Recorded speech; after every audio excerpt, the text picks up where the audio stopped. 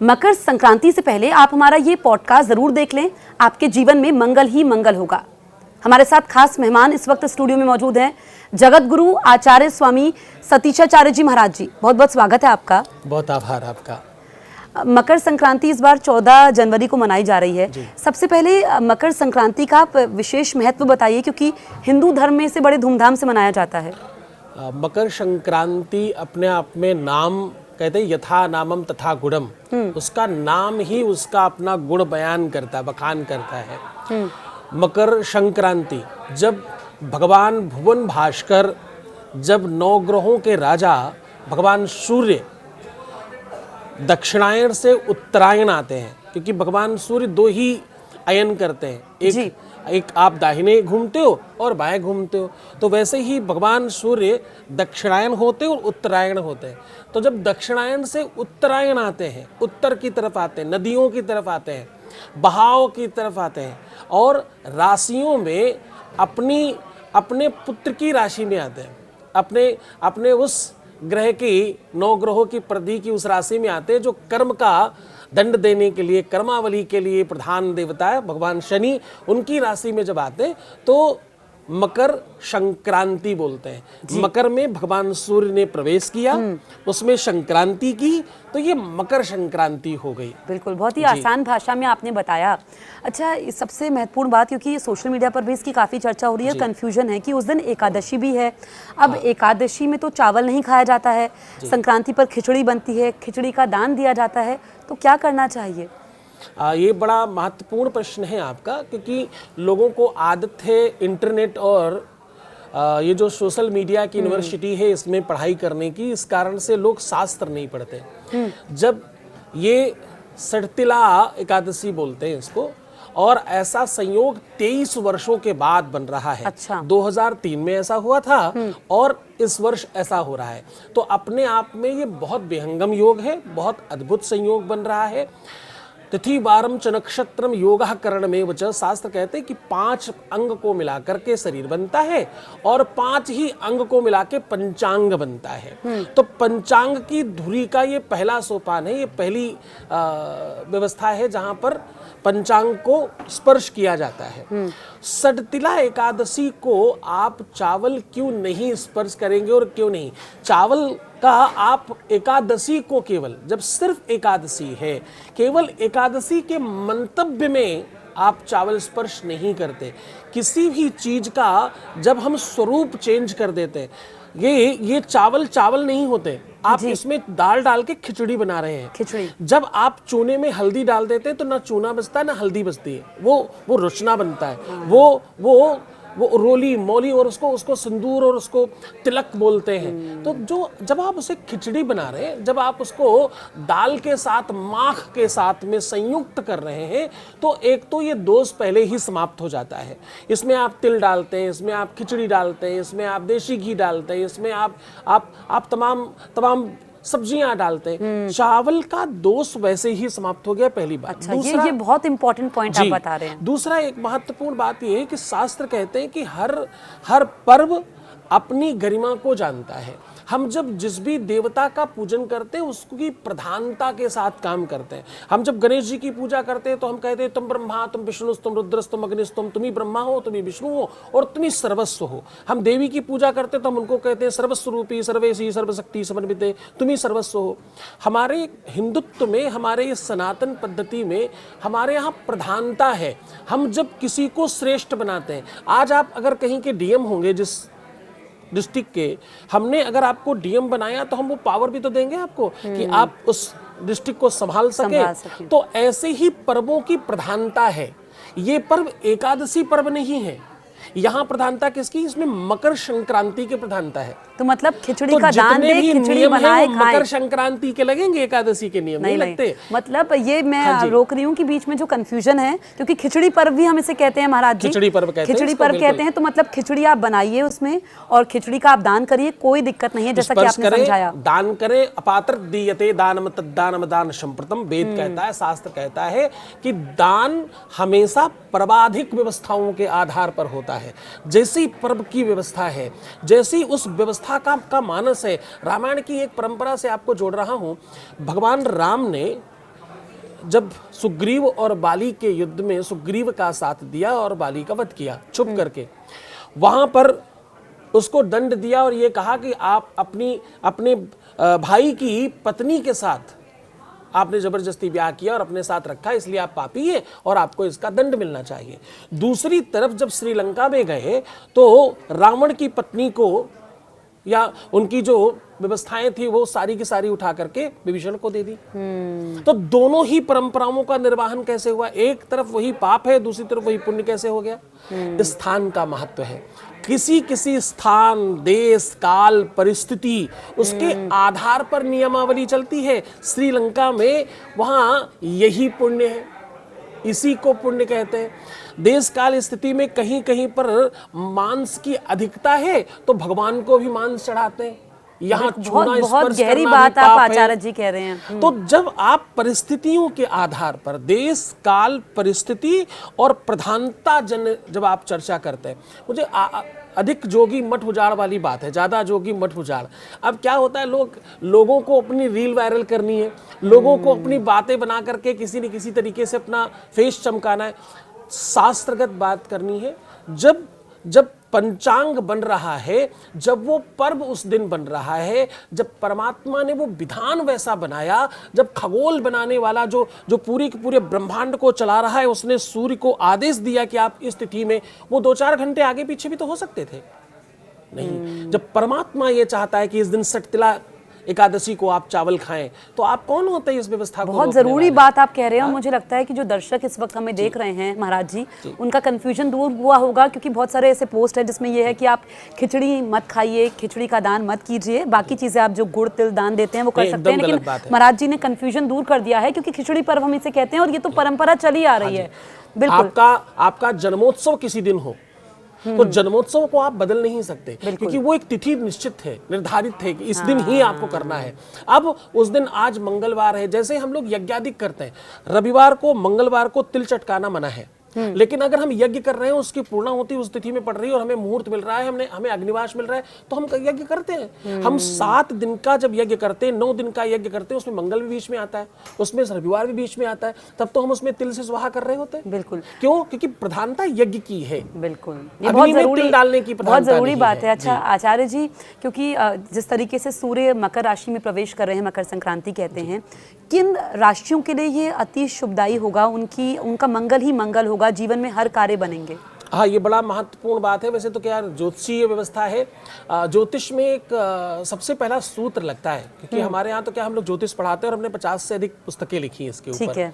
हमारी अपनी 12 यूनिवर्सिटियाँ हैं, 400 स्कूल्स हैं, तो हम लोगों ने इस पूरी की पूरी व्यवस्था को जगत गुरु के पद पे आने के पश्चात इसको अध्यात्म को थोड़ी शिक्षा में लेकर के आए, क्योंकि शिक्षा बहुत आवश्यक है, आपको लर्निंग बहुत आवश्यक है। जब आप कहते हैं कौन सी राशियों के लिए ये महत्वपूर्ण है, तो मैं आपको एक श्लोक के साथ जोड़ रहा हूँ। वेद चक्षु किरेदम स्मृतम ज्योतिषम श्रेष्ठता चांग मध्योत तेनोच्यते संयतो पीतरहि करणनाशाद भी चक्षुसांगे न हीनो न किंचित करा। ज्योतिष कहता है कि ये जो दिवस है ना, ये जो दिन है, ये ऑडिट दिवस है। ये क्या है? ब्रह्मांड का, ये ब्रह्मांड का ऑडिट का दिन है। आज के दिन ऑडिट होता है कि किसने किसने क्या क्या कर्म किया है, क्या क्या अच्छे कर्म किए, क्या क्या बुरे कर्म किए, क्या बेहतर चीजें करी है, और क्या तुमने अच्छे काम किए हैं या खराब काम किए, उसका आपको प्रतिफल मिलता। अवश्यमेव भोक्तव्यम कृतकर्म शुभा अशुभम, शुभ और अशुभ फलों का तुम भोग करते ही करते हो। इसमें तुला राशि, इसमें कुंभ राशि, इसमें मीन राशि, इसमें मिथुन राशि, ये राशियां अपने आप में इस वर्ष में बहुत उभर कर सामने आएंगे, आप देखिएगा। अच्छा। ये जैसे सिंह राशि वाले लोग हैं, सिंह राशि में इस बार हर तरह के आपको लक्षण देखने को मिलेंगे। एक ऐसा अलौकिक परिवर्तन दिखेगा सिंह राशि में। सिंह राशि का कोई बहुत बहुत टॉप पर बैठा हुआ व्यक्ति इस साल आपको नीचे गिरते हुए दिखेगा। अच्छा। इस बार सिंह राशि में कोई बहुत सामान्य सा व्यक्ति बहुत ऊपर उठते हुए दिखाई पड़ेगा। इस बार जो बहुत चमत्कारिक लक्षण देखने वाले वो आपको कुंभ, तुला और सिंह, ये 3 राशियों में बहुत परिवर्तन दिखने वाला है। जिसमें मेष है, वृश्चिक है, इनके लिए बहुत बहुत अच्छा नहीं है, इनके लिए बहुत बहुत अटपटा सा है। अच्छा। इनके लिए हेल्थ में तो प्रॉब्लम आ सकती है। तो देखो, ये कर्मावली है। ज्योतिष क्या कहता है? ज्योतिष किसी भी तरह से भविष्यवाणी नहीं है, ज्योतिष एक रिपोर्ट है। आपके हाथ में कहीं ये हड्डी किसी की टूट गई, आप एक्सरे कराओगे तो उसमें दिख जाएगा। गोस्वामी तुलसीदास जी कहते हैं, बोले काया से जे पातक होई, बिनु भोगे छूटे नहीं कोई। जो आपके कर्म, जो आपके शरीर से हुए पाप है, उसका फल आपको भोगना ही पड़ता है, उसमें चाहे आप राशि देखें अथवा नहीं देखें। इसलिए ये दिन है, इस दिन खूब दान कीजिए। हाँ, यही मेरा आपसे सवाल होने वाला था। 1000 गुना फल मिलेगा। जो तुमने पाप कर रखे हैं, जिसका फल तुम्हें मिलने वाला है, ऑडिट दिवस है, इसके पहले ही दान कर लो। तो मतलब ये आप बताइए कि जो दान का विशेष महत्व होता है, यही मेरा आपसे सवाल था कि दान 14 तारीख को ही करना है, और जैसे गुड़ दान में दिया जाता है, तिल, खिचड़ी, तो सबका अलग अलग महत्व है। इसको आप जरा डिटेल में समझाइए। देखिए क्या है, तिल का रंग और तिल की जो आध्यात्मिक विरासत है, जो उसकी आध्यात्मिक रिचनेस है तिल की, तिल आपके हर उस काम में, हर उस अनुष्ठान में, हर उस यज्ञ में सम्मिलित होता है जहां पर आप परमात्मा से सीधे साक्षात्कार कर रहे होते हैं। जैसे आप जब पितृपक्षों में श्राद्ध कर्म करते हैं तो उसमें तिल के बगैर नहीं कर सकते। आप जब परमात्मा को कुछ भोज्य प्रदान करते हैं, जब स्वाहा करते हैं, तो बिना तिल के नहीं कर सकते। वैसे ही विदान बिना तिल के संपन्न नहीं होता, और माघ के महीने का तिल सबसे प्रमुख धान्य है। हर राशि का, हर ग्रह का, हर महीने का अपना एक धान्य है, एक अनाज तो इसमें है। तिल तो सबसे प्रमुख है। इस महीने का, इस दान का, इस परंपरा का तिल सबसे महत्वपूर्ण। अच्छा। महाराष्ट्र में इसके लिए बोलते हैं तिल गुड़ घ्या आणि गोड़ गोड़ बोला। अच्छा। पंजाबी जो सिख समुदाय के लोग हैं, वो अभी लोहड़ी और इसमें मतलब सब सर्वाधिक उनके यहाँ तिल और गजक को इतना बढ़ चढ़ करके प्रयोग किया जाता, खाना देना, गिफ्ट करना। तो ये परंपरागत प्राकृतिक अरेंजमेंट है। प्रकृति कहती है कि जैसे ही आप इस अनाज को, आयुर्वेद क्या कहता है, इस अनाज को अगर आपने भक्षण करना शुरू किया, जितने भी मिडिल ईस्ट के क्षेत्र हैं इसमें आप देखिए तिल का प्रयोग बहुत ज़्यादा होता है। वहाँ की आप रिचनेस देखिए, वहाँ की ब्यूटी देखिए, वहाँ का स्किन कलर देखिए, टेक्सचर देखिए, तो आपको पता चलेगा कि तिल में कितनी संपदा है। इस छोटे से तिल में कितनी संपदा छुपी हुई है, जिसको आप इग्नोर करते हो। आपके ऋषियों ने कहा केवल माघ के 1 महीने में आप तिल का प्रयोग अधिक करें तो आंखों की रोशनी, कलर, और दान के लिए तो कहते हैं 1000 गुना ज्यादा फल तो मिलता मतलब है। तिल जो है, लड्डू कुछ भी तिल का आप दे तिल, सकते हैं, खाली तिल दे गुड़, दीजिए, अनाज, और जैसे उड़द की दाल, अक्षत यानी चावल, और देसी घी, और इन सब चीजों के साथ कुछ द्रव्य इत्यादि। जब आप इसको दान करते हो तो आपके पुराने जो कर्मों में गड़बड़ी हो गई थी, वो ऑडिट दिवस के पहले ही तुम ठीक कर सकते हो। ऑडिट दिवस तक ठीक कर सकते हो, ताकि ऑडिट में आगे तुम्हारे राशियों पर जो अप्रबंध लगने वाले, जो खराब चीजें आने वाली, उसका फल आपको मिले ही नहीं। तो आचार्य जी, मतलब 14 तारीख को आप किसी भी समय ये कर सकते हैं, सुबह से लेकर रात तक? ये पूरे माघ भर कर सकते हैं। अच्छा, माघ भर। मतलब माघ हम पहले प्रारंभ हो जाते हैं, जैसे 3 तारीख से इस महीने का को स्पर्श किया गया, और 3 तारीख के बाद 14 तारीख को आपका ये संक्रांति आई। तो ये पूरा 100% महीना, मतलब ये तो 12-11 दिन बाद आई संक्रांति। आप दान की परंपरा 3 तारीख से शुरू हो गई। आप माघ का महीना आप प्रयागराज जाकर के देखिए, कई हजार लोग इस ठंड में जलाशय के पास बैठ करके कितनी साधना कर रहे हैं, जप तप कर रहे हैं, दान कर रहे हैं, पुण्य कर रहे हैं, सत्कर्म कर रहे हैं। ये महीना ही अलौकिक है। 1 महीने का ये पुरस्चरण, 1 महीने का ये कल्पवास, 1 महीने का ये वहाँ निवास, ये 1 महीने में किया हुआ दान जीवन भर काम आता है। ये बहुत ज़रूरी बात आप कर रहे हैं। और स्नान का भी विशेष महत्व होता है। हाँ, देखिए क्या है, स्नान कभी भी शरीर धोने को नहीं कहते। स्नान को 99.9% लोगों को लगता है शरीर को धुल लेना स्नान है। स्नान आत्मा का है, मन का है, बुद्धि का है, विचारों का है, और आपकी निजता का है। निजता मतलब जो आपका निजी कंस्ट्रक्शन है, उसका स्नान है। आपका अपना परिचय क्या है? आपका केवल एक नाम परिचय नहीं है, आपका बाहरी जो आवरण है ये परिचय आपका नहीं है। आपका परिचय शुरू होता है आपके स्वभाव से, आपकी भाषा शैली से, आपके अपने निजी रिश्ते जिस तरीके से आप बनाते हो, जो आपका अपना चरित्र है, जो आपका चित्र है, और जो आपके संस्कार हैं, ये आपका परिचय। तो वहाँ स्नान होता है। माघ का महीना इसलिए बहुत महत्वपूर्ण कि आप हर तरह से सर्वांगीण स्नान करते हो। दान करके आत्मा स्नान करती है, कथाएं सुन करके मन स्नान करता है, आपकी बुद्धि और आपके विचार स्नान करते हैं संतों का दर्शन करके। तो तमाम तरीके से आप स्नान करते हो, इसलिए यहाँ स्नान का महत्व बहुत ज़्यादा है। बिल्कुल महाराज जी, आप इतनी सुंदर बातें बता रहे हैं, मुझे लगता है कि ये हम लोग पढ़ते हैं, सुनते हैं, लेकिन एक जीवन को नई दिशा भी मिलती है, और ये बहुत ज़रूरी बात आपने कही है। और यही हमारा मकसद भी है। इस पॉडकास्ट के ज़रिए हमने जगत गुरु को बुलाया है ताकि आप बारीकी से चीज़ों को समझ पाएँ, और अपने जीवन में अगर हम उसका कुछ हिस्सा भी ला पाएँ तो मुझे लगता है कि फिर जीवन सही दिशा में रहेगा। देखिए 12 महीने आप खूब अच्छे बुरे सब कर्म करते ही हो। हाँ। एक महीना माघ का है, इस महीने में आप दान करते हो, इस महीने में आप पुण्य करते हो, इस महीने में आप सत्कर्म करते हो, इस महीने में आप श्रेष्ठ काम करते हो। क्योंकि देखिए पाप कर्मों के लिए आपको प्रयास नहीं करने पड़ते, पाप कर्म अपने आप प्रयास करके आपसे करवा लेते हो, उसके लिए तो आप प्लानिंग करके भी कर लेते हो। लेकिन सत्कर्मों के लिए, पुण्य के लिए, दान के लिए, श्रेष्ठ काम करने के लिए आपको बहुत बल लगाना पड़ता है। बड़े भाग्यशाली लोग होते हैं जिनसे पुण्य हो जाते हैं अपने आप, ये बड़ी किस्मत से होता है, ये बहुत पूर्वजों के बड़े पुण्य प्रताप होते हैं जब आप ऐसा कर पाते हो। तो ये होना बड़े सौभाग्यशालियों का काम है। ये एक महीना तो खूब दान करना चाहिए। बिल्कुल। अच्छा महाराज जी, अगर हम देखें तो दान का विशेष महत्व होता है, किन किन बातों का खास ख्याल भी रखना चाहिए इस महीने में खासकर, और मकर संक्रांति के दिन भी? अच्छा, एक बहुत महत्वपूर्ण चर्चा है। आप दान और दया को मिक्स करते हैं, आप दान और दया को समझते नहीं। आपको लगता है दया करना भी दान है और दान करना भी दान है, दोनों में डिफरेंस आप नहीं समझते। दया आप वहाँ करते हो जब आप करुणा निधान बनते हो, जब अपने आप को भगवान समझ लेते हो। आप किसी पर आपको दया आ गई, किसी के ऊपर आपको बहुत करुणा आ गई, आप किसी की गरीबी, किसी की दीनता, किसी की दैन्यता, किसी की जो अव्यवस्था है उसे देख करके आप बहुत बहुत बहुत करुणा आ गई और आपने कोई मदद कर दी, ये दान नहीं है। अच्छा, ये दया है। दान आप हमेशा अपने से श्रेष्ठ लोगों को करते हैं। दान कभी भी आवश्यकताओं की आपूर्ति की बात नहीं है।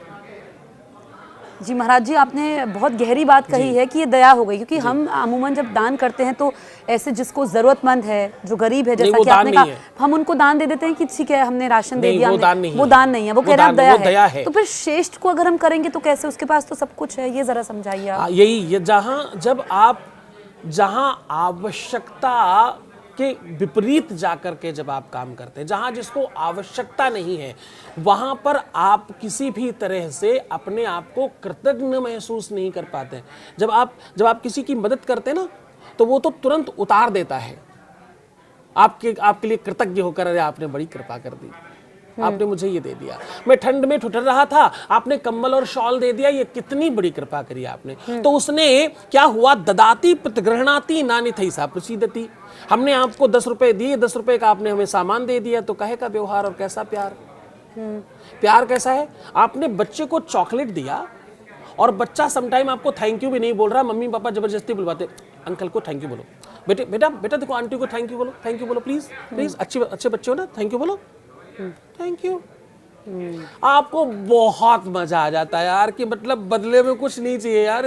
ये तो जब आप देने के बाद सामने से कुछ नहीं पाते हैं, यही दान है।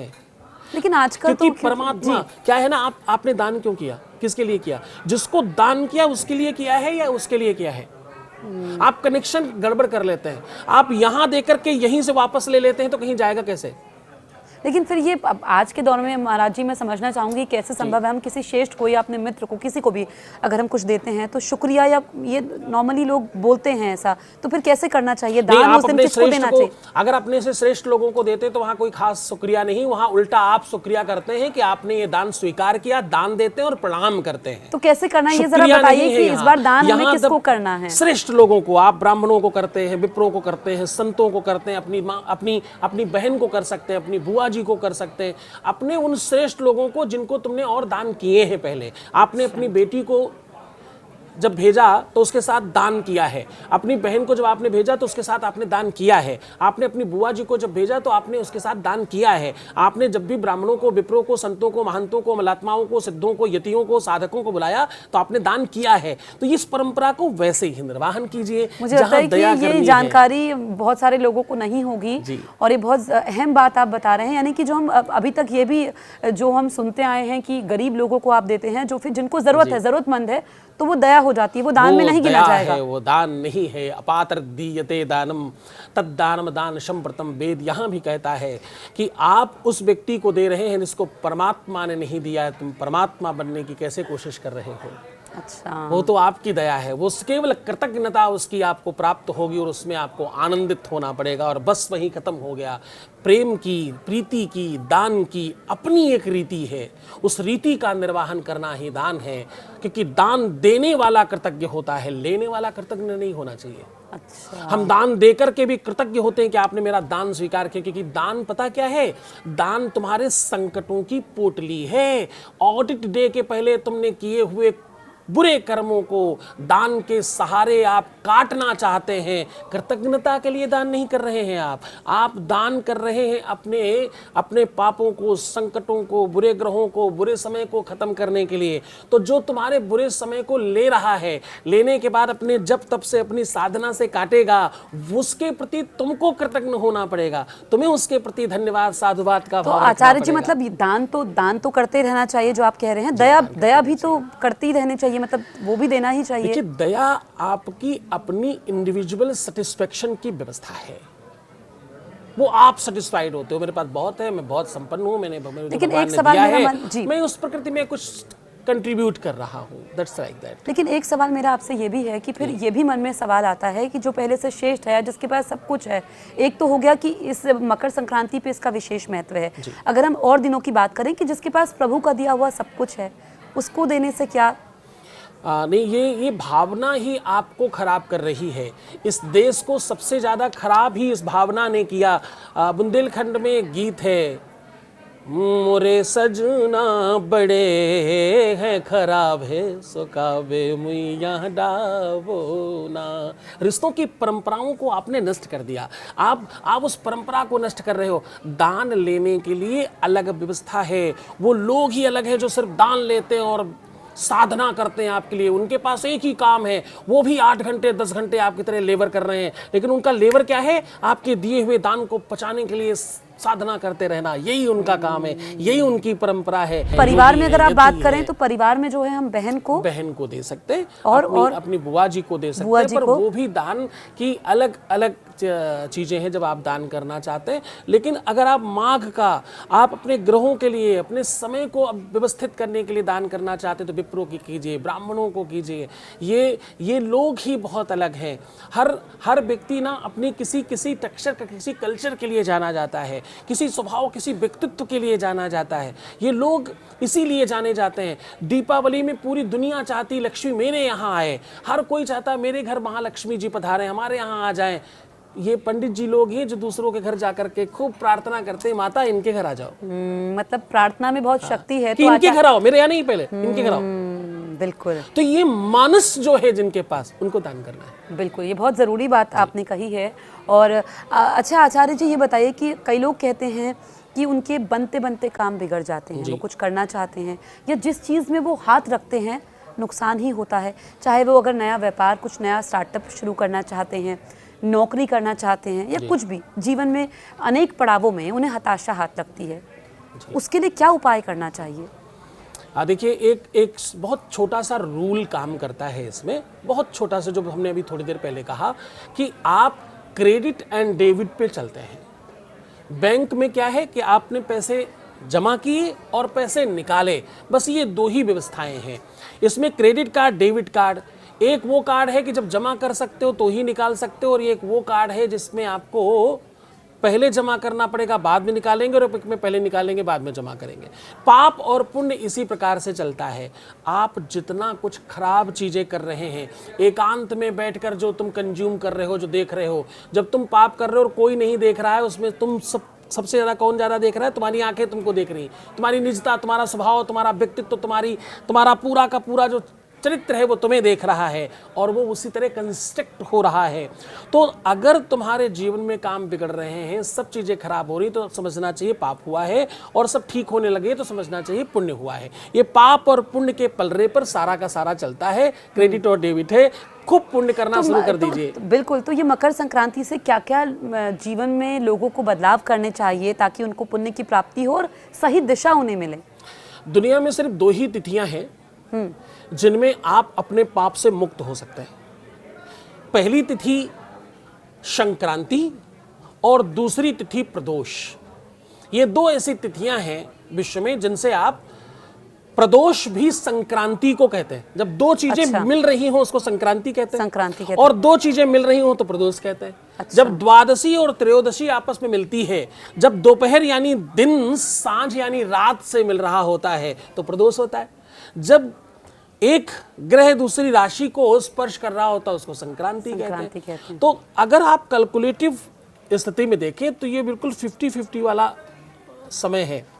ये इस समय के बाद प्रकृति ऐसे होती है, एक सावन के बाद प्रकृति अपना रूप बदलती है और एक संक्रांति के बाद अपना प्रकृति रूप बदलती है। यहाँ से ही रोग, यहाँ से ही स्वास्थ्य, यहाँ से ही सुख, यहाँ से ही दुख, दोनों ही बार ऑडिट होता है। ये 2 टाइम ऑडिटिंग की व्यवस्था है, जैसे आपके अकाउंट में होता है। एक बार जो पूर्ण प्रदोष आता है यानी शिवरात्रि, और एक ये मकर संक्रांति।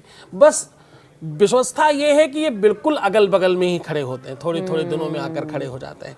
तो ये दोनों की दोनों ऐसी चीजें हैं जिस समय आप खूब पुण्य करिए, खूब सत्कर्म कीजिए, खूब दान कीजिए, खूब भगवान का भजन कीजिए, संतों को, महंतों को, देवताओं को, ब्राह्मणों को, सबका आदर सम्मान कीजिए, प्रणाम कीजिए, सबको का आशीर्वाद लीजिए और तीर्थाटन कीजिए। इससे आपके जीवन में बहुत लाभ होगा। बिल्कुल। महाराज जी, आप स्टूडियो में आए, आपने इतनी अच्छी अच्छी उत्तम बातें कही। मुझे लगता है कि जो दर्शक हमें देख रहे हैं और जो इस वक्त हमें स्टूडियो में भी सुन रहे हैं, एक नई सोच मिली है और वो बातें जो आज तक नहीं मालूम थी वो भी जानने को मिला है। आपका बहुत बहुत शुक्रिया। बहुत आभार। सर्वे भवन्तु सुखिनः, सर्वे सन्तु निरामयाः, सर्वे भद्राणि पश्यन्तु मा कश्चित् दुःख भाग् भवेत्। सबका कल्याण हो। आप सबको खूब संक्रांति की शुभकामनाएं। आप खूब खूब अच्छे हो। जय जय श्री सीताराम।